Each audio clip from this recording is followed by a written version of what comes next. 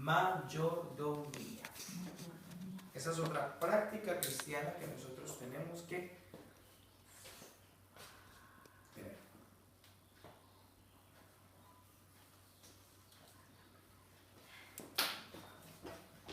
Hasta aquí, hermanos, ¿tienen alguna pregunta?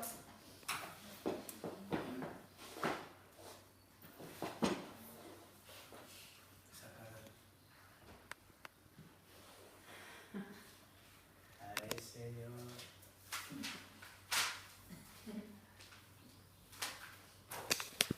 Bueno, hermana Gisela, para usted, ¿qué es mayordomía? Pues la parte económica de la iglesia, la tesorería y no sé qué más. No estoy muy informada. Bueno, padre, para ti, ¿qué es mayordomía? Yo entro como administración de algo, administrar.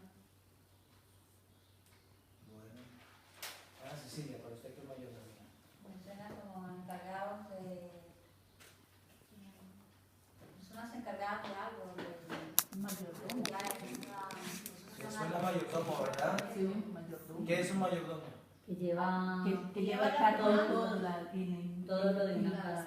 casa Sí. de manejo. La responsabilidad. A ver, defínanme entonces qué es mayordomo, porque tiene muchas ideas.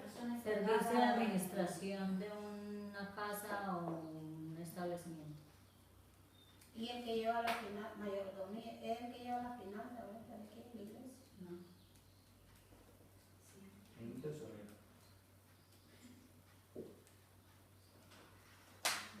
La mayordomía, o sea, en palabras coloquiales, no en palabras bíblicas, pero claro, lo veremos en la Biblia, es la administración de los bienes de una empresa o una casa, ¿no? Es la administración. Cuando se habla de un mayordomo, se habla de un administrador, ¿no? Se habla de un administrador de, en este caso, de los bienes de la casa. Nosotros vemos en la Biblia que hubieron muchos que hablaron acerca de la mayordomía. Y cuando estamos hablando de la mayordomía en la iglesia, en la Biblia, estamos hablando de la administración de los bienes que Dios nos da. Es decir, todo lo que nosotros tenemos no es nuestro, sino que todo lo que tenemos le pertenece a Dios. Así que nosotros somos mayordomos de lo que Dios nos da. ¿Entienden lo que le estoy diciendo? ¿Quién va a responder por la vida de Isabel? Pregunto yo. Sus padres. Ella misma. Ajá. Bueno. ¿Quién va a responder por mi vida? Pues pastor, usted tendrá que responder por sus actos. De ahí, bueno, voy a hacer un paréntesis, de ahí es donde surge el fallo de este versículo, ¿no? Como hablábamos de la malinterpretación de la Biblia. Cree en el Señor Jesucristo y serás salvo tú y tu casa. Ese versículo. ¿Usted qué piensa de ese versículo? ¿Qué piensan ustedes de ese versículo? Cree en el Señor Jesucristo y serás salvo tú y tu casa. Es una promesa, ¿no? Es una promesa, pero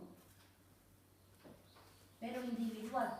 Es o sea, vaya, por ejemplo, acepté yo a Cristo primero en mi familia. Ya está esa luz en esa familia, ¿verdad? Pero ya tratando de la salvación es individual. O sea, yo tengo que dar cuentas a Dios, como dice la palabra, por mi vida. A ver, escucho otra opción. Primero hay que creer. Sí, Primero principio del Evangelio. Sí, por eso. Pero este Bueno, versículo, pastor, cree yo en el tengo Señor entendido- Jesucristo y serás salvo tú y tu casa. Yo tengo entendido que cuando nosotros aceptamos la palabra de Dios, desde ahí incluye nuestra familia. No. Después de creer esa promesa de Dios, Entonces pregunto yo, no sé. ¿por qué grandes pastores y maestros de la Biblia y los hijos están apartados y no quieren saber nada de la iglesia? Yo lo conozco. ¿Será que Dios cumple esa promesa con algunos y con otros no? No, con todos. Yo creo que Dios siempre, las promesas que tiene, siempre las cumple. Pero ya nosotros tenemos libre albedrío y en las personas que se han apartado, pues eso ya es una cuenta que tiene la persona con Dios. Es que Pero mucha Dios gente- lo cumple. Dios lo cumple. Mucha gente cree que esto es una promesa. Y nosotros hemos crecido con esta ideología. La palabra dice, porque si amas a mi hijo no eres digno de mí. Eso quiere decir también como que Dios es primero. El que ama a mi hijo no es digno de mí, sí, pero ¿por qué lo dice? Es que una cosa es lo que hablábamos del ejemplo del chocolate, ¿no? Hay chocolate, y todo el chocolate. Pero ¿y Dios? La ley decía, amarás al Señor tu Dios con todo tu corazón, con toda tu alma, con todas tus fuerzas y con toda tu mente. Cree en el Señor Jesucristo y serás salvo tú y tu casa. No es una promesa. Porque estaríamos contrariando a lo que la Biblia dice. Mas el justo por la fe vivirá. No dice la familia de justos. Dice el justo. Y al hablar de justos, habla de uno, un hito. Entonces, la pregunta es, ¿quién dijo esa frase y a quién se la dijo? Pregunto yo. ¿Quién dijo esa frase y a quién se la dijo? A ver, los que hemos leído la Biblia. ¿Tenemos alguna idea? Moisés. No. Yo lo he leído. Isa, ¿lo has leído? ¿Has leído ese versículo? ¿A quién se lo dijo entonces? Jesús. ¿Y quién lo dijo? ¿A quién se lo dijo? Jesús. No. Eso no está en Mateo. No. Está en el libro de los Hechos. Ay, Hechos. A los apóstoles. A los gentiles. Pablo estaba en la cárcel y empezó a alabar a Dios. Y ocurrió un terremoto y se abrieron las puertas. Y el centurión se iba a matar. No te mates, aquí estamos todos juntos. Señor, ¿y qué debo hacer para ser salvo? Creer en el Señor Jesucristo y serás salvo tú. ¿Sí ve? Él no sabía eso. ¿A quién se lo dijo? ¿Y quién se lo dijo? Pablo. ¿Qué pasa? ¿Salvo de qué? Que es que si se escapaba uno, lo mataba la gente. Pues claro, cree en el Señor y el Señor te va a guardar la vida. Y después, claro, vas a ser salvo tú y tu casa si conocen el Evangelio. Pero entonces, ¿qué pasa? Que nosotros tenemos que entender que la vida es prestada. Y tenemos que hacer uso de una buena vida, un buen uso de la vida que Dios nos da, porque nosotros somos administradores personales de nuestra vida. Por el hecho de que yo sea salvo no quiere decir que mi padre sea salvo. No. Es más, si un familiar mío se condena, pues se condenará a él, pero yo me salvo. Y es que estos son principios básicos de creer en la fe de Cristo, en la fe en la que nosotros estamos fundamentados. Hermano, si su hijo no cree, con el dolor de mi alma, es porque él no quiere creer. Porque nosotros le hemos predicado, le hemos hablado, le hemos dicho, pero si no cree, entonces, ¿están entendiendo esto, hermano? Hay que orar, que Dios haga algo poderoso en su vida en la oración. Señor, tócalo, tócalo, tócalo, tócalo, tócalo, tócalo. Porque yo no puedo hacer nada, porque la decisión es de uno. ¿Alguien quiere bautizarse? Sí, pastor, yo quiero. Fue movido. Pues entonces,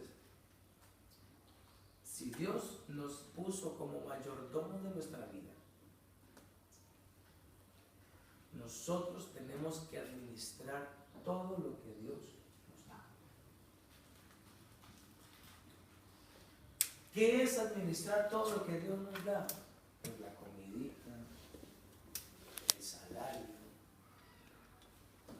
la ropa que Él nos da, los bienes que Él nos da, el cochecito que Él nos da, las cosas que Él nos da. Hay que saberlas. Mira, hermano, a mí me parece tan curioso cómo Dios es de grande. Yo me quedé impactado. A mí en la jueza me robaron, ustedes saben. Me robaron cosas muy valiosas. Materialmente hablando, no tanto, pero sí personalmente tenían mucho valor. Y tienen, que el que no esté la sigo extrañando. Una Biblia, hermano, que me la regalaron, pero esa yo la tenía, pero con ese cariño, con esa... que era mi Biblia, hermano. Cada uno tiene una Biblia. Puedes tener 5 Biblias, pero hay una que como que le tienes un cariño. Yo me acuerdo una vez que Fanny regaló una Biblia, ¿te acuerdas? Casi se pone a llorar Fanny. Es mi Biblia, es mi Biblia, es mi Biblia, es mi... Porque como uno tiene ese cariño, ¿sabes? Y eso también no es adorar, uno es... No, eso es otra cosa, eso es otra cosa. Tú coges la Biblia y Dios te habla. Pero otra cosa es que tú le tengas un cariño y te hagas una fe, son tus cosas. Como la manera que le dice tenerle cariño a esa maleta que ya se le pierde, pues se pone a llorar.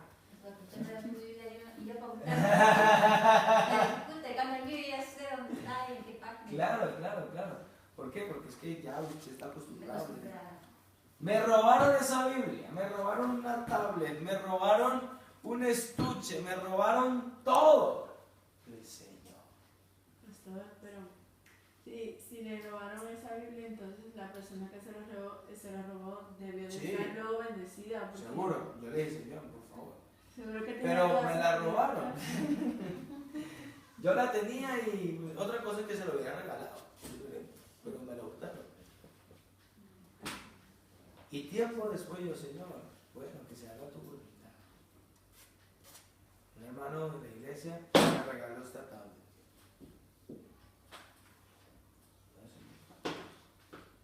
Voy a la casa de un hermano, hermano, tengo una Biblia para usted, con un estuche.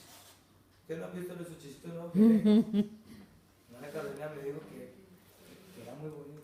Y más de un pastor me felicitó por el estuche que yo llevaba, porque yo llevaba el estuche. Me lo regalaron con una Biblia dentro. Y yo dije,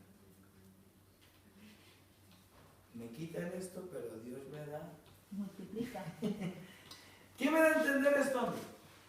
Que Dios no me lo da solamente para tenerlo, hermano. Si yo uso esta tablet, mal usada, estoy mal administrando lo que Dios me da. Amén. ¿Entiendes? Si yo mal uso el estuche que el hermano me regaló, yo estoy mal usando lo que Dios me da. Eso es mayordomía. Las cosas que Dios nos da, hay que saberlas administrar. Amén. Vean. Ustedes han leído el libro de Malaquías. A ver, levante la mano el que se ha leído todo el libro de Malaquías. Yo. A ver, aquí nadie se ha leído el libro de Malaquías. Yo. Yo también, Porque yo me lo pero yo no me acuerdo. No, lo Claro. han leído, ¿no? Sí. Yo le. A ver, Mana Gisela, más o menos de qué se acuerda usted de Malaquías. No me acuerdo de nada. A ver, Mana Aura, más o menos de qué nos acordamos. Mana Cruz.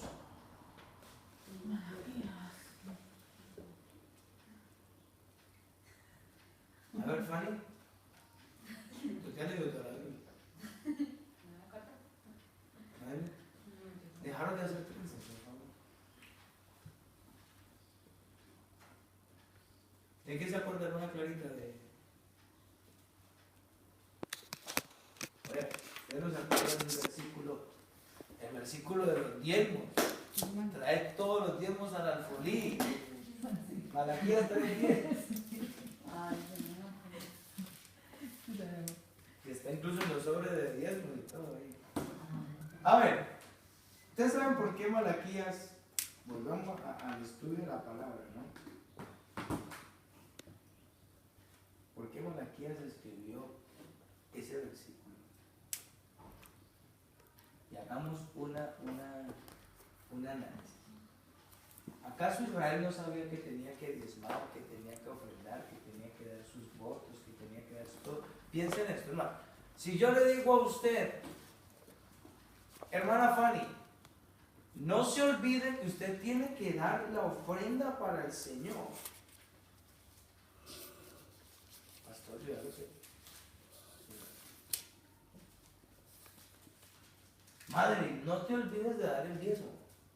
No te olvides. Pastor, yo ya lo sé. Hermana Cruz, no se olvide, por favor, de dar la ofrenda especial para la iglesia. Pastor, yo ya lo sé. Pero entonces, ¿por qué no quiero recordar? Pregunto yo. Porque no lo haré. Porque no lo hacía. Porque dejaron con el poder de Israel. Vea usted cómo dice Malaquías 3.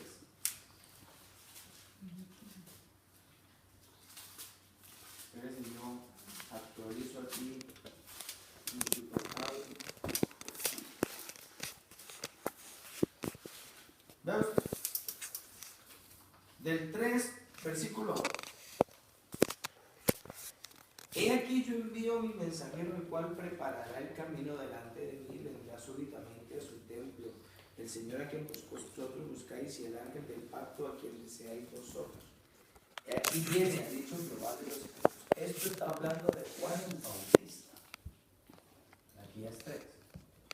El mensajero. ¿Y quién podrá soportar el tiempo de su venida? ¿O quién podrá estar en tiempo de que se manifieste? Porque él es como fuego purificador y como jabón de lavadores. Y se sentará para afinar y limpiar la plata, porque limpiará ¿a quién? A los levitas, los hijos de Leví. O sea, eso quiere decir que los levitas estaban. Y los levitas eran los que ministraron en el templo, imagínense. Él va a venir a limpiar a los levitas.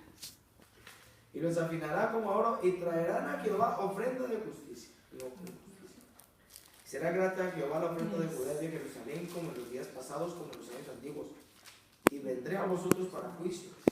Seré pronto testigo contra los hechiceros, de los que juran mentiras, y los que defrauden en su salvario, al jornalero, a la viuda, al huérfano, y los que hacen injusticia al extranjero, no teniendo temor de mí. ¿Ese mí de quién es? ¿Ese mí a quién se refiere? A Jesús, a Dios. ¿No? Dice Jehová de los ejércitos. Porque yo, Jehová, no cambio. Por esto, hijos de Jacob, no habéis sido consumidos. Desde los días de vuestros padres os habéis apartado de mis leyes y no las guardasteis. Volveos a mí y yo me volveré a vosotros, ha dicho Jehová de los ejércitos. Mas dijisteis, ¿en qué hemos de volvernos? ¿Robará el hombre a Dios? Pues vosotros me habéis robado. Y dijisteis, ¿en qué te hemos robado? En vuestros diezmos y ofrendas. Malditos sois con maldición, porque vosotros, la nación toda, me habéis robado.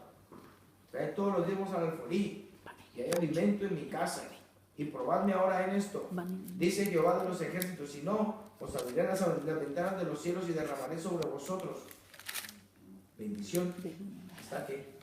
Sobre ustedes que están viendo aquí, ¿qué han entendido de este texto? A ver.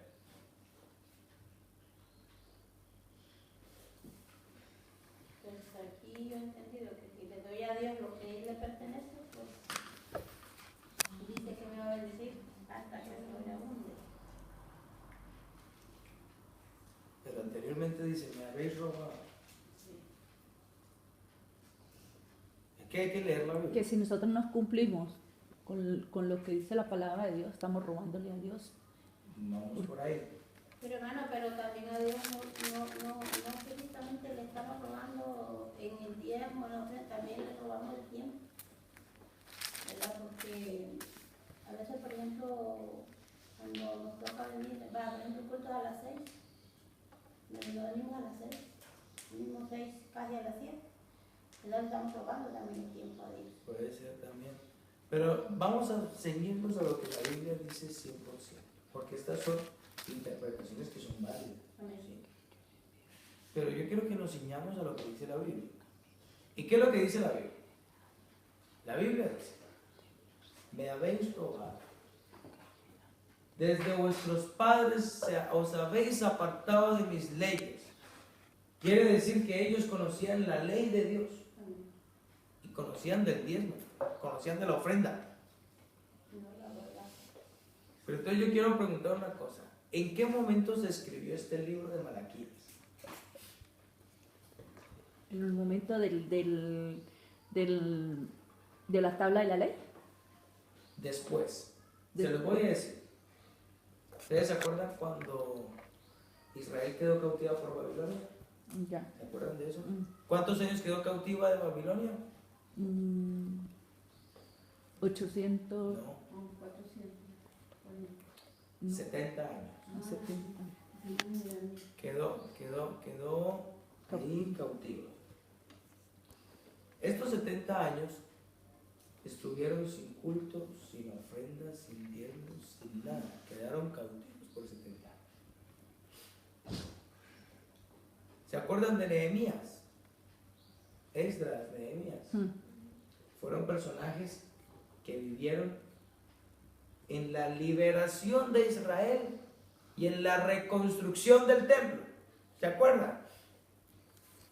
Pues el profeta Malaquías fue el último profeta que profetizó en esos tiempos.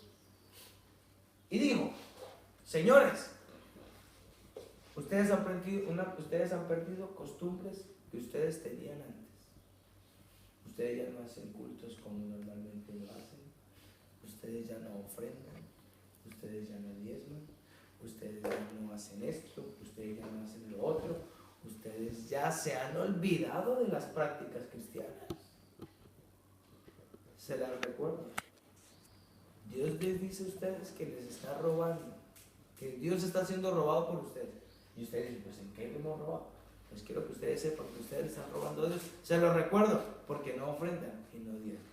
O sea, noten ustedes que esto es un recordatorio. La administración, cuando no se lleva bien la mayordomía, Dios lo recuerda. Amén. Hey, no está haciendo bien esto. Mayordomía con los hijos. Hey, cuidado por donde van tus hijos. Tus hijos tienen que estar bien guiados. Dios te los prestó. Hay que tenerlos una buena administración. Dios nos dio un cargo. Hay que saberlo administrar. Con esto yo les quiero comentar una cosa. Y de esto ya vamos a hablar de el temita este bien interesante que vamos a ver. El hermano Álvaro Torres, cuando estuvo aquí en España de misionero, él fue pastor de una iglesia en Valencia. Y eso fue hace muchos años. Y el hermano Álvaro le entregó la iglesia a un pastor. Ese pastor tiró a la basura todo lo que el hermano Álvaro Torres había hecho. Lo tiró a la basura. Vendió la santidad, metió el mundo a la iglesia. Y esta iglesia ahora mismo existe. Yo he ido allá. Muerta. Pero lo que le digo es muerta, totalmente muerta. Y lo que me llama la atención es de que no lo quiera. Cuando a mí me cambien de iglesia y que venga otro pastor, la satisfacción mía es de que la iglesia aquí siga adelante, ¿verdad? Pero lo que le pasó al hermano Álvaro fue que entregó la iglesia, una iglesia llena, con españoles y todo. Y que se derrumbara toda esa iglesia. Es muy doloroso, ¿verdad? Yo le pregunté una vez al hermano Álvaro, ¿y usted qué siente cuando usted viene aquí a España y ve cómo está la iglesia que usted dejó? Y yo, pues hermano, yo me siento tranquilo. ¿Y por qué se siente tranquilo? Es que yo le entregué la iglesia a Dios. Yo le entregué mi trabajo a Dios. Y yo respondo a Dios por lo que yo hice. Así que el pastor que está ahí tendrá que responderle a Dios por lo que él ha hecho.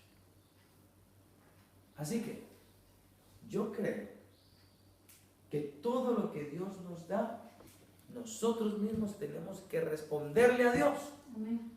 por lo que nosotros hacemos. Amén. Dios nos dio un carro, no sé.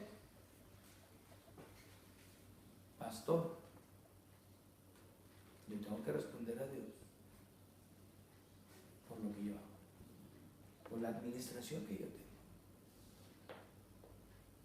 A veces, hermanos, ser tesorero es difícil. ¿Por qué? Porque el dinero ¿sabe qué es administrar el dinero de la iglesia?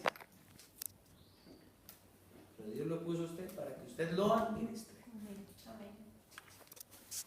Lo mismo en las finanzas de casa, lo mismo en las finanzas, hermano. Cuando usted tenga su sueldito, administrelo bien. No se olvide de sacar lo que le pertenece a Dios.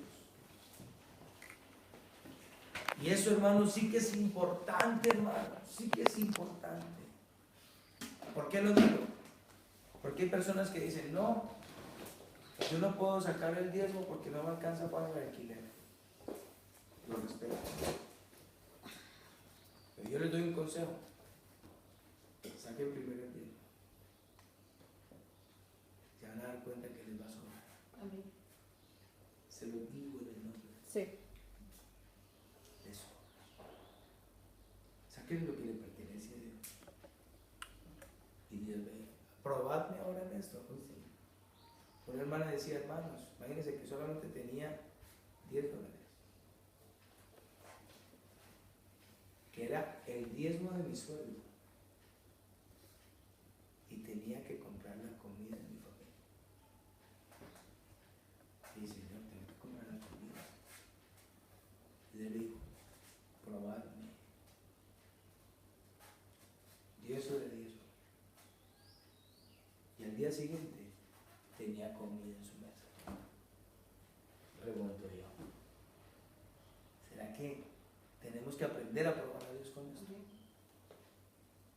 Y a veces en esa parte económica, hermanos, sí que a veces cuesta. Pero es que nosotros le estamos obligando a nadie. Nosotros a veces nos damos cuenta aquí en la administración si subieron los diezmos, si bajaron los diezmos, si subieron, si bajaron. Porque si bajaron es porque hubo alguien que no diezmó. ¿Entiendes?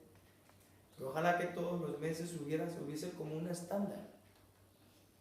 Un estándar de los hermanos que le dan a Dios. Pero a veces sube, a veces baja. Y hubo un domingo que entraron 4 euros de diezmo. Bueno, como el Señor me bendice ahí del diezmito, pues de ahí Dios me sostuvo esa semana. No sé cómo Dios me lo sostuvo, pero con 4 euros. Y yo con teléfono por pagar, con cosas que pagar y coches. Probadme ahora esto. Hay veces que cuando estaba la hermana Maribel de tesorera acá, yo le pregunté, hermana, ¿entró algo? Y dije, no, pastor, no entró nada. Pero nada es nada. Ahora el pastor depende del diezmo. El pastor depende de Dios. Una vez aquí no me dieron diezmos, pero me dieron un mercado. Me voy a poner en mi casa. Dios me bendice. Tan como usted. Pero esta práctica cristiana del diezmo sí que es importante. Porque tenemos que comprender que esto es lo que le pertenece a Dios. Amén. Amén. ¿Alguna pregunta?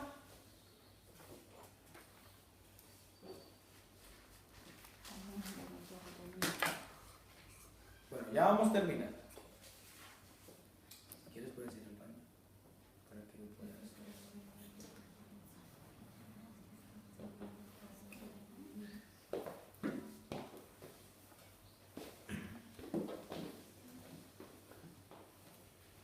Bueno, hay muchas cosas de que tenemos que hablar, pero bueno, vamos a hablar de un tema importante que es las costumbres, la comida y la vestimenta del cristiano. La costumbre en común. Costumbres, vestimenta y comidas.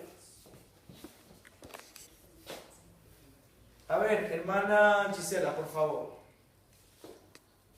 Léame el Salmo número 1.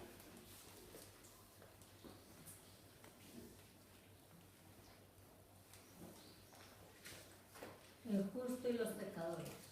Bienaventurado el varón que no anduvo en consejo de malos, ni estuvo en camino de pecadores, ni en silla de escarnecedores se ha sentado, sino que en la ley de Jehová está su delicia, y en su ley medita de día y de noche. Será como árbol plantado junto a corrientes de aguas, que no da su fruto en su tiempo y su hoja no cae. Vale, vamos a ver.